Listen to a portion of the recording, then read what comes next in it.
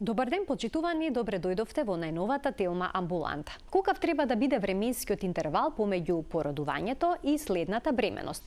Што ако не помине доволно време помеѓу две бременности? Или пак носи ли ризик ако е преголемо растојанието помеѓу две породувања, например, повеќе од 5 години? Доколку сакате и планирате деца, тогаш еве, кој е идеалното време за забременување, односно за после породувањето да се планира следната бременост.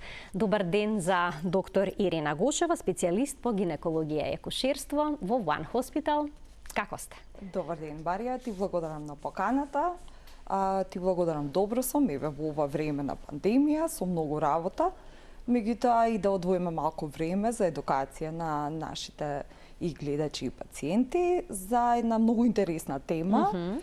Кога е најидеално, односно кога можеме да ги намалиме ризиците со временски, адекватен временски интервал помеѓу две бременности. Така, пред малку веќе видов отидете лопот, што вели Светската здравствена организација. Ајде да погледнеме уште еднаш. Препораката е идеално поминато време меѓу две бременности се 24 месеца после породувањето, но да не поминат помалку од 18 месеци. Да, они за полесно да разбере општата популација го дефинираат како да не е помалку од 2 години и да не е повеќе од 5 години.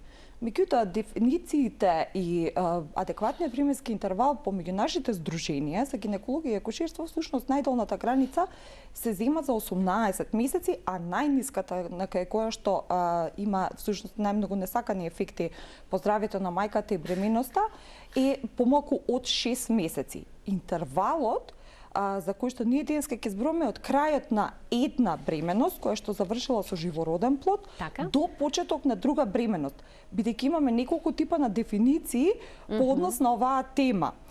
Тоа се дефиниции, например, таа што е меѓуинтервална бременост, каде што ние од крајот на една бременост до почетокот на друга бременост, и таа всушност може да биде од крајот и на една бременост која што завршила со спонтан абортус или со мртвороден плод.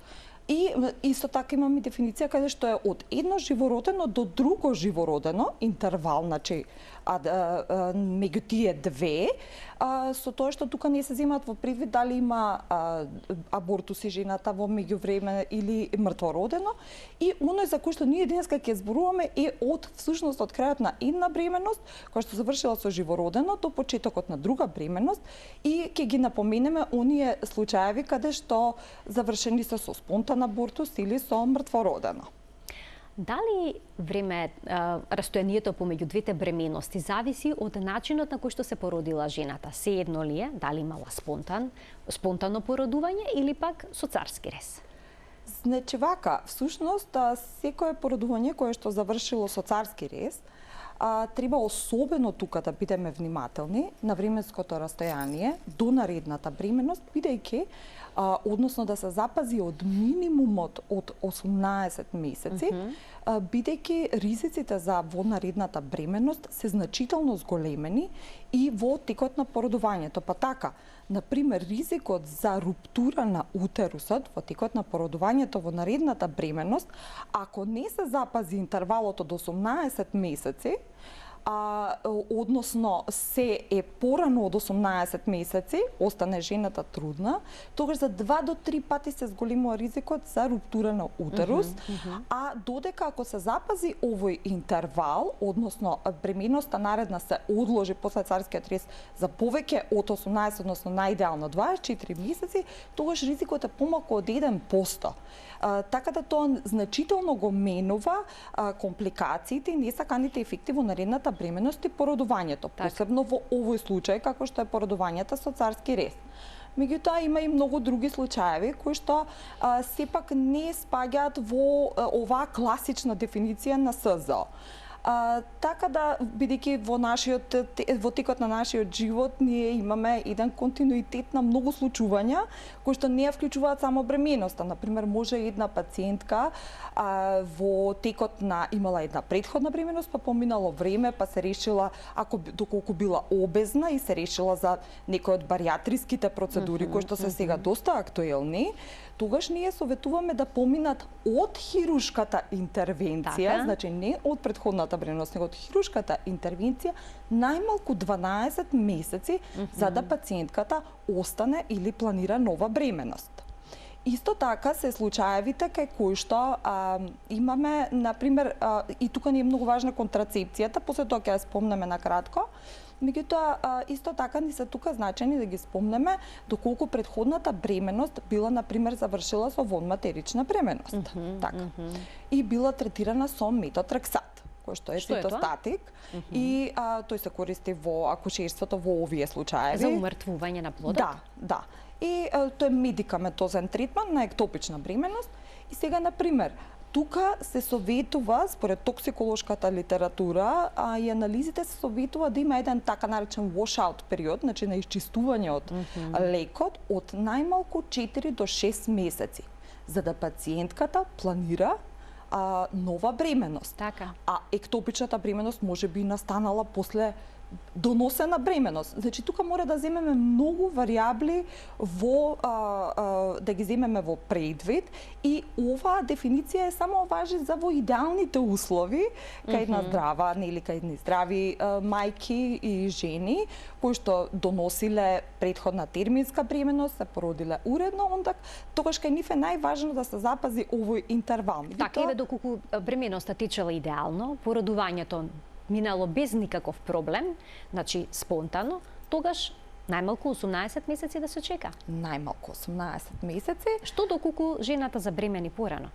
Па, рутинската антенатална грижа во наредната бременост ќе биде иста како и за другите, со тоа што ние секогаш ќе посоветуваме дека постојат малку зголемени ризици. Зашто ризици? За предвремено породување, за плод со мала родилна телесна тежина, па дури и за некои болести кај мајката, одредени како што е, например, конкретно за преекламсијата ризикот е доколку е голем интервалот. Но доколку е мал, во суштина овие перинатолошки ризици се малку зголемени, дури и за абортус е зголемен ризикот. Така.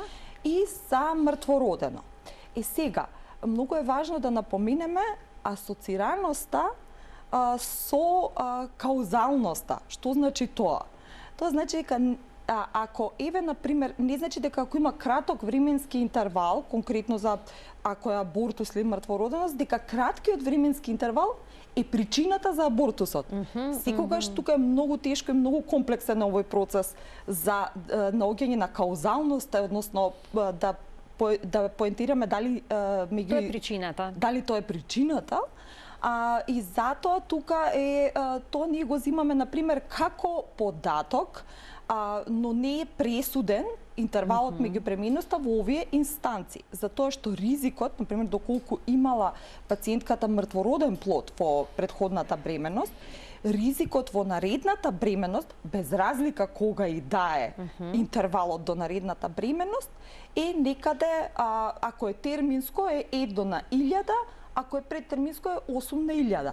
И сега тој ризик може би малку ќе се видоизмени доколку бременоста се скрати, интервалот на бременоста од мртвороденото до наредната. Иако во одредени студии се покажало дека дури 6 месеци после зачнување не влие значително на овој процент што веќе го споменав. Така да за тоа што биолошки е докажан ефектот на интервалот помеѓу бременности е значително влие на предвременото породување. Поврзано ли е сето ова и со возраста на идната мајка, на трудницата? Да, например, секогаш. доколку жена над 35 години забремени 6 месеци по породувањето. Дали тука сега расте ризикот за незиниот живот? Растат ризиците, меѓутоа треба да се земе во предвид дека тие што се над 35 годишна возраст, кај нив има еден друг совет што даваме, што е исто според нашите светски здруженија гинеколошки, бидејќи постои ризик и од старењето. Значи, и тоа носи ризик, возраста сама носи ризик за доколку пролонгираме бременности во иднина. Тоа е еден од основните ризици, е ризик за анеуплоидија кај плодот, односно присуство на синдром. И така, за да се најдеме некаде на средина, да не е премногу долг од 2 години интервалот, но и да не е прекраток од 6 месеци, кој што ќе ги зголеми ризиците кај мајката, во текот на наредната бременост, тогаш советуваме кај овие пациентки од оптимален најмалку 12 месеци. Значи, сите над 35 годишни жени кои што веќе родиле едно дете, планираат второ, во интерес на возраста, на коморбидитетите кои што следат во бременоста со возраста, а да ја поштедиме од краткиот временски интервал, најоптимално е, односно најрано кое што може да забремени е 12 месеци. Но што доколку се породила жената со царски рез, а е постар од 35 години? Сака уште едно или пак две деца?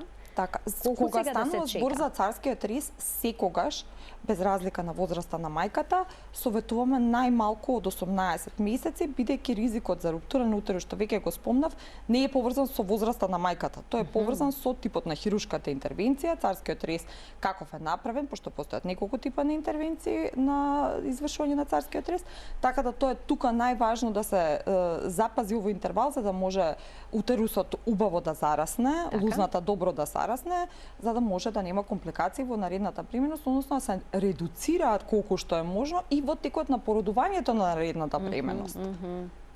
Така да ги поканеме и гледачите, сигурно ќе имаат бројни прашања на оваа тема. 3076-677 е почитувани телефонскиот број на кој што можете да не добиете и да се вклучите во програма. Доктор Ирена Гошева, специјалист по гинекологија и акушерство во One Hospital, е нашата денешна гостинка која што дава одговори на сите прашања поврзани со оваа тема. Велате дека телото на жената не е подготвено за породување, односно за следна бременост, доколку не помина извесен временски период. Каква подготовка на телото е потребна? Што се случува со незиното тело за да не може да износи уште една бременост?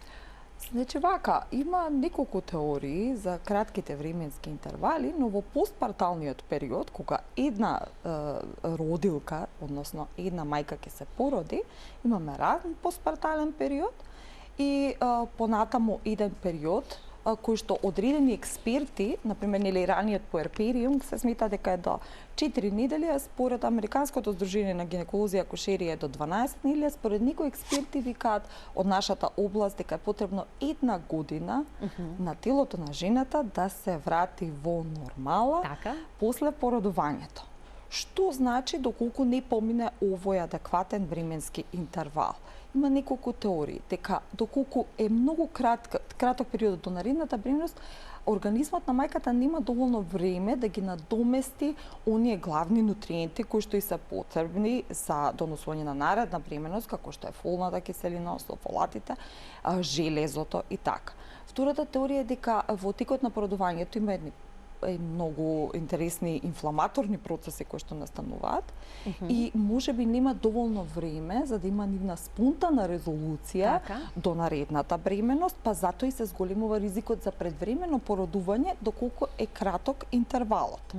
Тоа е особено значајно за бременности кои што веќе биле во првата бременост била со предвремено спонтано породување. И тука е многу исклучително важно да советуваме да се запази интервалот од најмалку 18 месеци, односно најидеално 24 месеци до наредната бременост, бидејќи така значително го намалуваме ризикот за уште едно предвремено породување кој што веќе постои кај една жена која што родила предвремено. Но вела дека не е добро да има преголемо растојание помеѓу бременостите, односно породувањата. И наведен е еден лимит од 5 години. Зошто? Не е добро да има поголемо растојание од 5 години. Да, уште нема патомеханизмите не се докажани на тоа, меѓутоа да, навистина тоа во статистичките прикази е дека имаат малку позголемен ризик, особено па за преекламсија, но и за мајчин морбидитет и па дури и морталитет сериозен, и поврзано и со пообилни крварења во текот на породувањето и компликации од тој тип, доколку наредната бременост е после 5 години. Има и една теорија која што е спомината дека можеби самиот процес на старење, на сепа дури на крвните садови што го снабдуваат и крвотокот во малата карлица можеби се изменува со тек на времето, но тоа уште не знаеме, но тоа што знаеме е дека навистина поголем интервал од 5 години значително го менува исходот во таа наредна бременост. Затоа е најидеално да се запази интервалот од 2 години до 5 години. Така, значи тоа е идеалното Тоа е растојание. идеалното растојание. Бидејќи некои жени велат да си дојдам на себе, да се опоравам од породувањето, Апсолутно, тоа е многу соберам важен сила, процес. но не треба премногу да се чека. Да не се чека премногу, но да се чека тој еден оптимум, кој што јас веќе го кажав, тоа е во првата година после породувањето, која што е година со многу промени во телото на мајката и тука треба да се даде простор на тие промени да се случат сами по себе, но и ние како лекари да влијаеме кај одредени состојби, како што е дебелината и задржувањето на прекумерената тежина после породувањето од првата бременост. Така. Што значи тоа? Бидејќи дебелината е ризик фактор за се и во наредната бременост и за мајката и за севкупната бременост и плодот и породувањето. Така да тоа на кое што можеме најмногу да влијаеме, еден модификабилен и кој што можеме да го превенираме како ризик фактор и да се редуцира телесната тежина. Сега кај жените што дојат има малце конфликтни се дали слабеат во текот на доењето или се поправат. Повеќето студии се дека се редуцира телесната тежина. Но искуството покажува нешто друго. Да, има и одредени студии големи направени, кои што викаат дека дури можеби се поправаат во текот на тој период. Што е доста неповолно, бидејќи нас ни треба за наредната бременост на здрава мајка со нормален body mass index, нели, од 18,5 до 24,9, така да биде во една оптимална фит форма. Доколку тогаш секогаш советуваме дека во постпарталниот период во првите 6 месеци треба да се фокусира на ексклузивното доење, меѓутоа секогаш треба да се земе во предвид и редукцијата на телесната тежина, која што е најидеално да се направи од 6 до 12 месец после породувањето. И тоа да биде најоптимално, во зависност од колку е накачена телесна тежина во бременоста, да биде од половина килограм неделно. Значи, со тоа е најголемото темпо кое што би требало една доилка во тој период да губи килажа, односно најделно од 6 месеци до 12 месеци после породувањето. Бидејќи во раниот постпартален период, секако после породувањето, мајката губи околу 6 килограми. Плодот, постелката, водата и така. После тоа имаме еден период на мала стагнација, па после еден период до 12-тата недела после породувањето, каде што може да изгуби дополнителни 2 до 7 килограми. Делот тоа се препишува и на доењето, меѓутоа главно е делот во генералните промени што се случуваат во телото, односно редистрибуција на течности, враќање на метаболизмот во едно понормално ниво.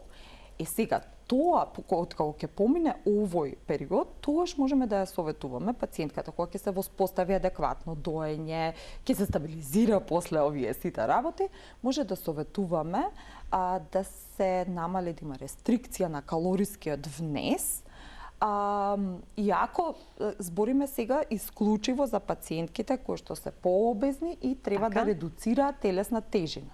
Кај тие кои што се нормални, кај тие треба да е зголемен калорискиот внес, да не разберат погрешно гледачите, треба да е зголемен калорискиот внес и тоа некаде оптимално за 330 калории плюс од дневната нормален калориски внес за жена. Така да, меѓутоа, доколку помине 6-тиот месец и пациентката треба да ослабе, односно сакаме да ја вратиме во нормална, со нормален body mass index, тогаш може да го намали калорискиот внес од 500 калории дневно, да воведеме аеробни вежби од 4 пати неделно, и односно од максимум 300 минути неделно, би било најоптимално 150 минути неделно вежбање, и губењето на телесната тежина да е од половина килограм неделно, за да не се афектира процесот на доење, а сепак да го зачуваме и промовираме здравието на мајката. Докторке, што е со оние пациентки што имаат некакви здравствени проблеми, како што е дијабетесот или покачениот крвен притисок? Дали за нив важи ова правило од 18 до 24 месеци меѓу две породувања? Тука е многу важна кога вие пациентки оваа грижа помеѓу бременностите, зашто бидејќи многу е важно да се воспостави адекватна гликемиска контрола, кај оние пациентки што се со диабетес. Сега, пациентката може имала гестацијски диабет, кој што се јавил во претходната бременост, што е друг случај, доколку пациентката веќе си има преегзистирачки диабет, кој што бил и во првата бременост, па сега е после породувањето, па чекаме втора бременост. Доколку бил гестацијски диабет, значи се јавил во бременост. Во диабет диагностициран во претходната бременост, најчесто во постпарталниот период се нормализира ситуацијата, иако останува долгорочниот ризик за да она развие и диабет тип 2 во текот на животот, но и повторно да се јави гестацијски диабет во наредната бременост. Со цел да го редуцираме овој ризик, ние најдобро ги советуваме пациентките, најидеално е добро водење на здрав живот, односно адекватна исхрана, вежбање и редукција на телесна тежина, доколку може да се тоа брзо спроведе и со адекватна диета. Зошто? Бидејќи кај оние кои што имаат, особено зголемена абдоминална циркумференца, односно стомачна дебелина, кај нив е за повеќе од 50% зголемен ризикот дека доколку имале гестацијски диабет и оваа состојба со зголемен body mass index, повеќе од 50% дека ќе се јави диабет тип 2. Така да ние ова е нешто што можеме многу да го редуцираме и со правилен начин на исхрана. И доколку се редуцира body mass индексот кај жената, тогаш ризикот го намалуваме за 30% дека она ќе развие диабет тип 2. Сега, што е важно кај оние кои што веќе имале преегзистирачки диабет, па сега ова е само еден континуитет после бременост. Кај нив е многу важно одржување на тесна гликемиска контрола. Тоа веќе сите тие пациенти добро знаат како се прави, добро се едуцирани од диабетолози, но тука и ние многу помагаме, бидејќи треба да се држи нивото на гликозилиран хемоглобин под 6,5% и тоа да е таа добра гликемиска контрола од најмалку 3 месеци, за да пациентката планира наредна бременост. Така да ние во првата година ја водиме адекватно, без разлика на дали е само на медикаментозна терапија или е само на диета или е во зависност од диабетологот што има поставено. Така да ние тука многу е важно да кај тие што имаат преегзистирачки диабет да ги одржуваме овие нивоа на гликемија, на гликозилиран хемоглобин, за да ги намалиме обстетричките компликации во наредната бременост. Компликациите може да бидат од зголемен крвен притисок во текот на наредната бременост, зголем плод, зголемен ризик за царски рез и така натаму. Имаме гледач кој што очекува вклучување во денешната емисија. Добар ден за него. Добар ден. Добар ден. Ве слушаме, во програма сте, повелете. Имам прашање до гледачката. До докторката, повелете. До докторката. Јас само добивам ми трагат, крвта ми е чиста, дали треба да пијам некои лекови. Вака, денешната гостинка е гинеколог акушер. Ние зборуваме за бременување, односно за планирање на бременности. Колку што разбрав, гледачката имаше некаков проблем со крвта, но сепак се тоа не е во вашиот домен. Па и не. Меѓутоа, доколку пациентката е анемична, например, во овој случај не знаеме за каков проблем со крвта станува збор, но да речеме од едно што често настанува анемијата, тогаш кај таа треба да се коригира без разлика дали е пациентката во раниот постпартален период или е во подолгиот, да кажам, период до планирањето на често се јавува анемијата за време на бременоста, па и после породувањето. После породувањето, тој што е губитокот на крв во текот на породувањето во суштина не именува значително, освен ако не е ексцесивен, депоата. И добрата работа е што кај тие што дојат пациентки во раниот постпартален период, тие не менструираат, генерално не менструираат, и оние со тоа се заштедени од губитокот на железото. Така да тоа е еден природен процес, природна заштита, за да не се губат депоата. Меѓутоа, доколку овој процес е поминало бременоста со потешка анемија или породувањето со поголема крвозагуба, тогаш секако треба да се надоместуваат нивоата на железо, бидејќи тоа е многу важно за здравето на мајката, но и за новороденото. Имам уште еден гледач, ајде да го слушнеме прашањето. Добар ден. Добар ден, здраво, се јавувам од Кавадарце. Така, повелете. Сакам да прашам за Сакам да прашам за жена, значи јас сум породена, царски рез. И сега за наредна бременост, колку време е потребно, дали треба да почекам месеци или години за наредна бременост и дали дебелината смета за бременоста. Така, исто така проблематично и дали тоа треба да се редуцира пред да се забремени. Уште еднаш ви благодарам за вклучувањето во денешната Телма амбуланта. Вие дадовте одговор, очигледно дека гледачката малку подоцна се вклучила, но можете да појасните накратко. Да се запази интервалот од најмалку 18 месеци до почетокот на наредната бременост и овие 18 месеци да се искористат за редукција на телесната тежина. Така да тоа би било најидеалното сценарио за оваа пациентка. Веќе кажавме дека дури она да е во пораниот постпартален период или во првата година, секако се советува да дојат 2 години. Така. Пациентките може да го намали калорискиот внес во зависност од... Би било најидеално да се консултира со диетолог, меѓутоа може да го намали и до 500 калории дневно, да воведе 4 пати неделно физичка активност, аеробни вежби и редукција од 0,5 килограми неделно до планирањето на наредната бременост би било најидеално за да се зачува здравјето на мајката и да се превенираат компликациите во текот на наредната бременост. Тука да погледнеме еден блок реклами, а веднаш пото продолжуваме со денешната Телма амбуланта.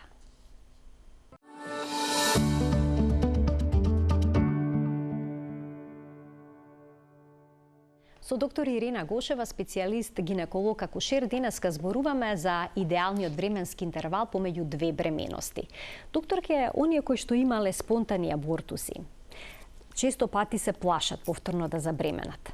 На почетокот од емисијата појаснивте дека не секогаш временскиот интервал игра некаква улога во текот на следната бременост, но што им препорачувате? Кој е идеалното растојание по спонтан абортус и следно забременување? По спонтан абортус, порано во минатото имаше една теорија меѓу нас гинеколозите дека треба барем 3 месеци да се почека, меѓутоа сега повеќе не е така. Значи може веднаш после наредниот циклус да планира пациентката концепција. Сега, доколку повторно се јави неповолен исход и во наредната бременост како спонтан абортус, тогаш треба да пациентката да биде адекватно евалуирана за причините за тоа и дали дел од нив може да се превенираат. И тука веќе времето не игра улога во исходот. Така да би било најидеално, доколку пациентката се чувствува психички спремна за наредна бременост и доколку е проценето од гинекологот дека нема потреба за дополнителни испитувања после прв спонтан абортус, тогаш може да планира и веднаш во наредниот циклус, со тоа што би било најидеално да се запазат барем 2 недели после абортусот, за да се превенира еден мал ризик од инфекција. А дали истото важи за обичниот абортус? Намерно прекинување на бременоста? Да. Следното забременување може да биде наредниот циклус. Уште наредниот циклус. Да, така да тука не треба да се... Порано имаше дека треба да се спроведуваат 3 месеци контрацепција, меѓутоа кај тие што намерно прекинува бременоста не би сакале одма да останат трудни обично наредниот пат, така да ова најчесто е као нешто се со спонтаните абортуси. А може ли да забремени жената после породување, иако не е регулиран менструалниот циклус? Да. И вака сега, тој период е многу интересен. Прво многу зависи после породувањето дали жената дои или не дои. Кај оние кои што не дојат, оптималното време кај кои што се враќаат менструалните циклуси е некаде 45 до 64 дена. А 70% од нив ќе имаат веќе воспоставено менструални циклуси до 3-тиот месец после породувањето. А најрано кај кој што може да се јави овулација кај овие пациентки е дури детектиране 25-тиот ден после породувањето. Значи многу брзо. Тоа е многу брзо. Тоа е после еден месец, практично пациентката породена која што не дои може да остане бремена. Така да тука се исклучително важни советите за контрацепција и затоа ние советуваме да биде таа после породувањето во првиот после еден месец да биде контролата кај гинеколог, за да можеме ние всушност да видиме дали пациентката дои, не дои и да дискутираме за опциите за контрацепција, односно превенирање на втора бременост во толку ран временски интервал, знаејќи дека тоа може да го зголеми несаканиот ефекти по здравјето на мајката и во текот на наредната бременост. Па така, кај пациентките кои што дојат, например, овулацијата по-непредвидено настанува и по-непредвидливи ни се тука менструалните циклуси, но тие кои што ексклузивно дојат, тоа е еден природен метод на контрацепција. Значи ли тоа дека идеална контрацепција? Идеална не постои, така да нито од природните, нито од тие што ги имаме на располагање медицинските методи. Така да тука е важно, тоа е многу добар, многу ефикасен метод доењето, ексклузивното доење. Не чини пари. Но ризикот тука за бременост е помалку од 5%. Така да, кај една пациентка која што ексклузивно дои и е во една, да речеме, условна аменореја, односно нема менструални циклуси, ризикот да забремени некаде е пресметан дека е помеѓу 4 и 70 жени на 1000. И најоптимално земено е ова се, дека од сите многу испитувања направени на многу доилки, да се земе дека е помалку од 5%. Доколку овој ризик за пациентката е, односно би сакала да биде повеќе заштитена, дури и кај тие што дојат, може да се воведат други контрацептивни препарати. Што препорачувате во тој период додека жената дои? Хормонска терапија може да прима? Значи, ние, знаете како, препораките се, замислите како на првата постпаратална контрола, како да има двајца експерти. Едниот е гинекологот, кој што си експерт во својата област, но другата е жената, кој што си експерт во својата преференции, животен стил, здравје и како таа се чувствува.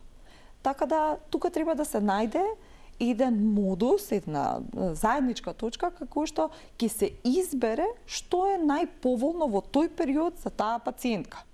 Бидејќи не постои идеален контрацептив за секоја жена. Секоја жена е различна и секоја жена и различно би избрала во постпарадалниот период, но многу зависи и тоа што имаме и на располагање, ние да речеме во нашата земја како контрацептивни методи во период како што е постпарадалниот период.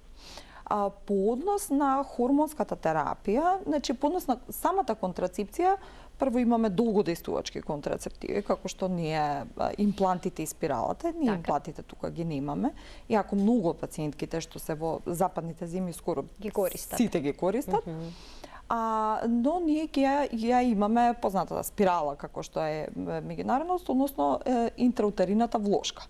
Таа може да се стави и веднаш после породувањето, без разлика дали е спонтано породувањето или со царски рез.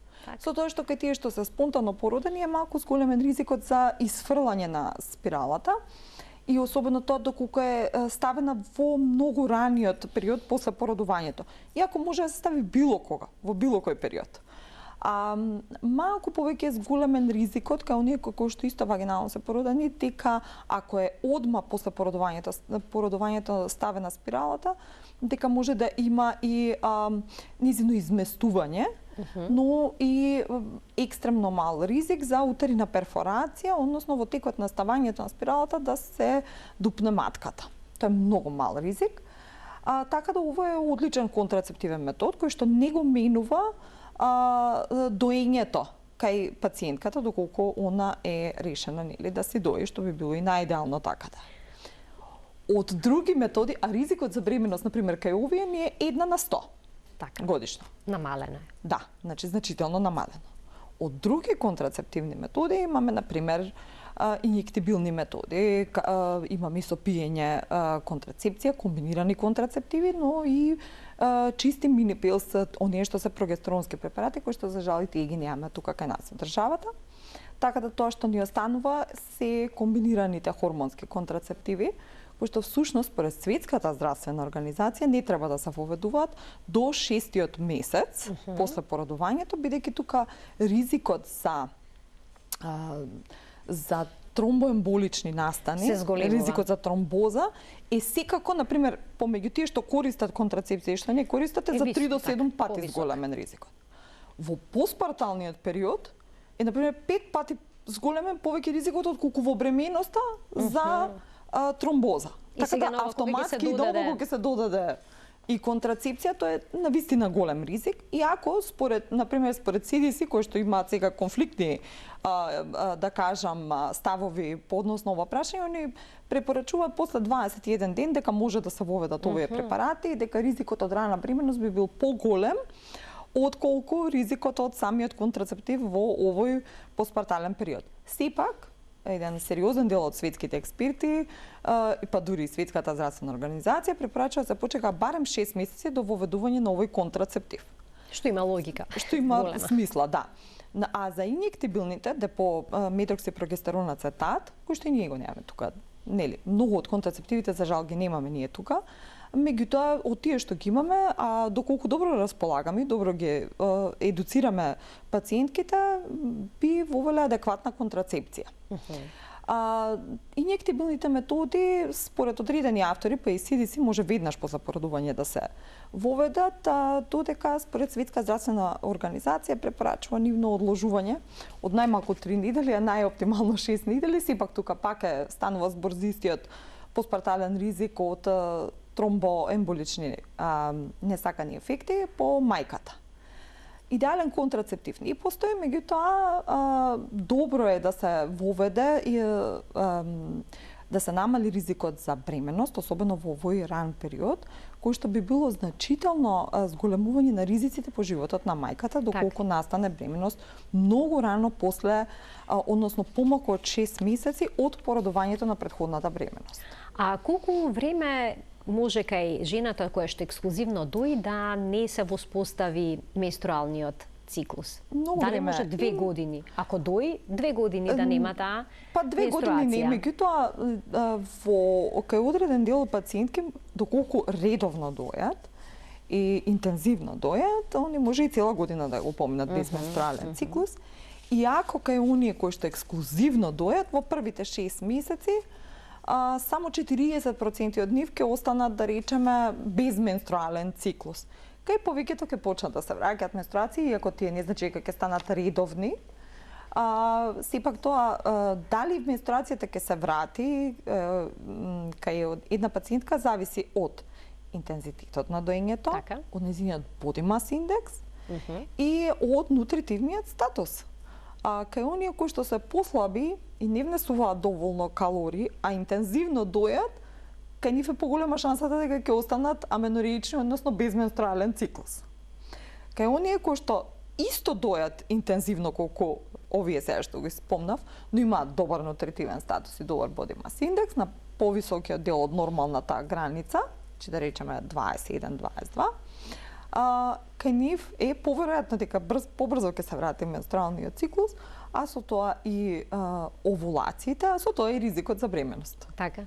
А кои се знаците за плодни денови кај жените кои што се породиле? Кај жените кои што се породиле, пак ќе кажам, прво најважно е дали ќе дојат или нема да дојат. Кај оние кои што нема да дојат, во првите 3 месеци сепак веќе кажав дека може да се врати овулацијата, а и најчесто се враќа меѓу 45 и 94 ден.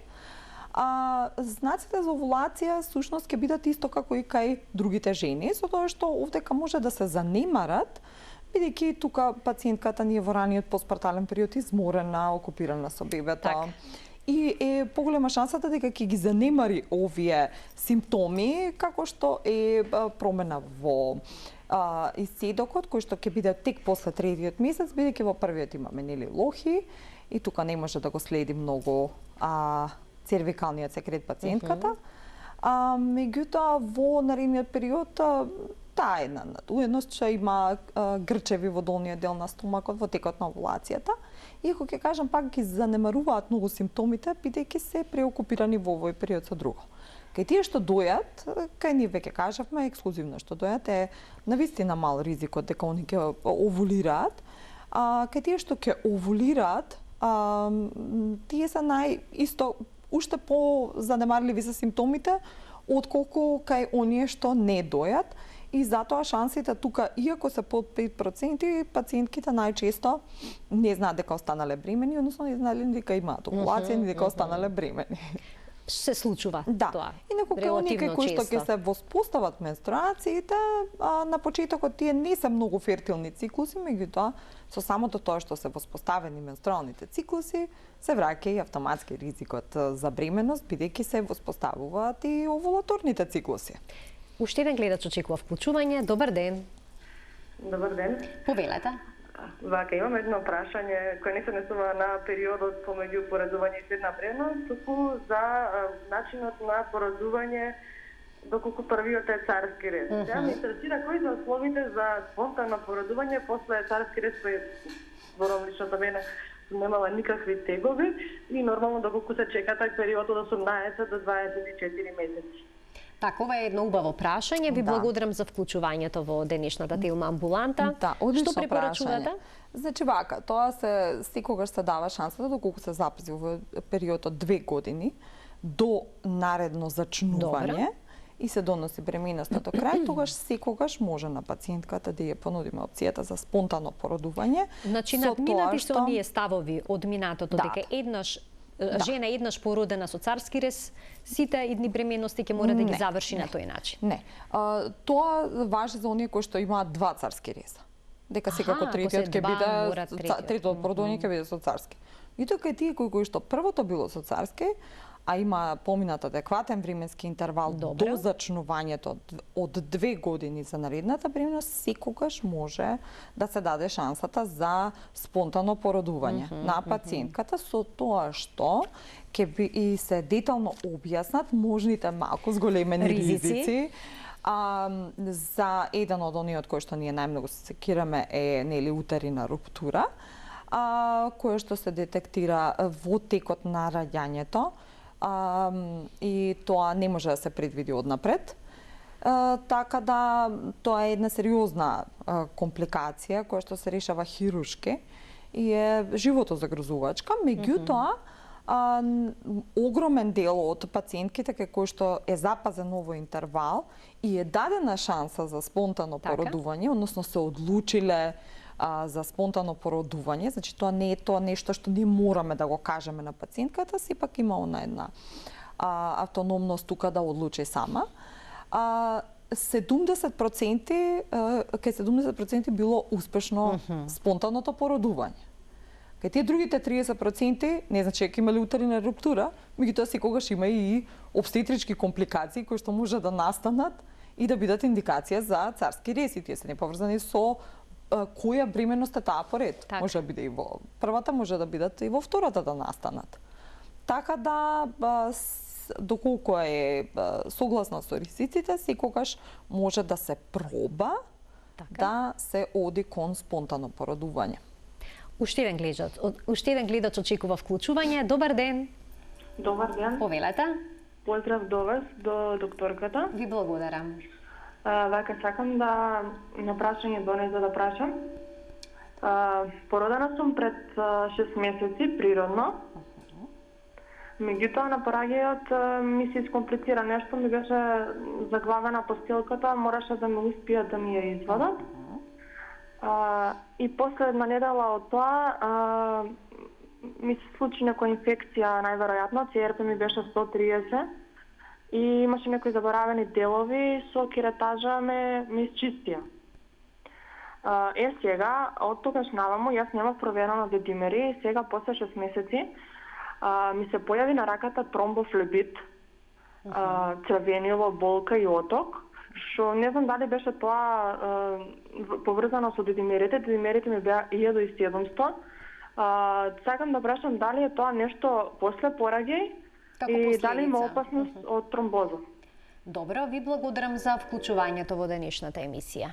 Да, вака.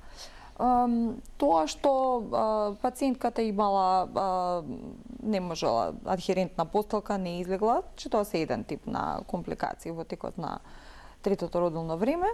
Во раниот период, после породувањето, тоа што пациентката не проверила дедимери, тоа не значи дека секоја пациентка после породувањето проверува дедимери. Доколку е проценето дека пациентката нема од незиниот матичен гинеколог, дека нема ризици изголемени дополнителни од оние што се на класичната обстетричка популација, нема ни потреба да проверува тоа. Меѓутоа, ова што го кажува со тромбофлебитот на раката, тоа може да се јави и како неповрзано со овие работи, што е и најверојатно е неповрзано. Меѓутоа, бидејќи има голем временски интервал поминат од породувањето до настанувањето на тромбофлебитот. А тој може да настане и како дел од доцни постпартални компликации, бидејќи во првите 6 месеци, односно првите 3 до 6 месеци после породување, некаде 5 до 8% од севкупната популација ќе развијат доцни постпартални компликации, меѓу кои и оваа тромбофлебитот. И ова не поврзано со тоа што се случувало во третото родилно време во текот на породувањето. Така. Да се јави пациентката задолжително на преглед и да се даде адекватна терапија, да се процени за што станува збор, поточно, доколку е зголемен севкупниот ризик за тромбоза, се процени дека е зголемен ризикот за тромбоза, да се воведи адекватна терапија. Меѓутоа да не се секира пациентката. Компликации и во подоцниот период настануваат и овие се едни од тие што се решаваат. Во ваков случај за следна преминост треба да се причека? Си важи истото правило како за сите други. Истото правило? Да. Тука нема исклучок. Пак ќе кажам, веќе го спомнав. Значи, постпарталниот период има 5 пати зголемен ризик за тромбоза од самата бременост. А бременоста е по дефиниција хиперкоагулабилна состојба. Така да се смета дека од базалниот ризик, значи од основниот ризик кај нетрудна жена, до после породување, ризикот за тромбоза е зголемен од 20 до 80 пати. Меѓутоа, тромбофлебитот може и пациентката доколку правила крвна анализа претходно, ако ја правила дедимерите, некогаш и од самата венепункција може да се јави тромбофлебит. И сега пак да не е каузално и поврзано со севкупно зголемениот ризик, кој што веќе после 6-тиот месец треба да е значително намален, иако не е сепак сведен на минимумот, на тој базичниот, бидејќи тоа е тоа што одредени автори сметаат дека 1 година е потребно да се вратат промените, иако гинеколошките здруженија сме согласни сите дека после 12-та недела горе-доле, после породувањето, горе-доле се враќаат сите промени на нормала по сите органски системи, вклучувајќи го и хематолошкиот. Ви благодарам за вашето денешно гостување во Телма амбуланта. Една навистина не секој една интересна тема обработивме овој пат. Се надевам дека повторно ќе бидете наша гостинка. Ти благодарам на поканата, Марија. Почитувани, тука го заокружуваме денешното издание на Телма амбуланта, во кое што секогаш заедно учиме за нашето здравје. Ви благодарам за вниманието со кое што не следевте. До гледање.